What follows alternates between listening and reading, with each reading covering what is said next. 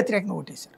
వీళ్ళందరూ కూడా ఏంటంటే జగన్ ఇచ్చిన అవకాశానికంటే కూడా ఇంకా మెరుగ్గా బ్రతకగలం అవతలైతే, ప్లస్ ఇతను లేకపోతే ఇతను ఉంటే కనుక మనకి ఆ రకమైన కంఫర్ట్ లైఫ్ రాదు అనుకున్నారు.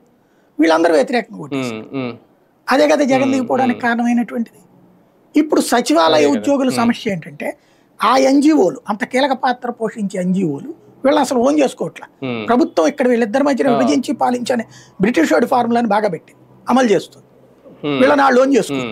వీళ్ళ అసోసియేషన్ వీళ్ళదే. వీళ్ళ అసోసియేషన్ వాళ్ళు అసలు అబ్జర్వ్ చేసుకోరు. వీళ్ళు అసలు ప్రభుత్వ ఉద్యోగులకు గుర్తించట్లేదు. వాళ్ళు వీళ్ళను వాలంటీర్ లాగా చూస్తున్నారు. ఎందుకు? ఇప్పుడున్న అసోసియేషన్లో ఉన్న ఓట్లన్నీ ఇప్పుడున్న నాయకత్వాలకు వస్తాయి.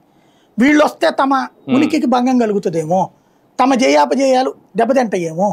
వీళ్ళు చాలా ఎక్కువ ఉన్నారు. ప్రభుత్వం ఏది 1,500,000 దాకా ఉన్నారు కదా.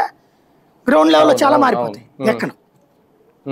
కాబట్టి వీళ్ళని తీసుకొని అట్లా అది లేకపోతే అసలు ప్రభుత్వానికి ప్రాబ్లమే లేదు. వీళ్ళని గట్టిగా రేపు పొద్దున్న దబాయిస్తారు, బెదరేసేస్తారు. వీళ్ళు ఏంటంటే డక్కా ముక్కీలు తిన్న ప్రభుత్వ ఉద్యోగులు కాదు. ప్రభుత్వ ఉద్యోగులు అనుకోండి సస్పెండ్ చేస్తే చెయ్యి, మేము చూసుకుంటాం కోర్టులో పోతారు వీళ్ళు.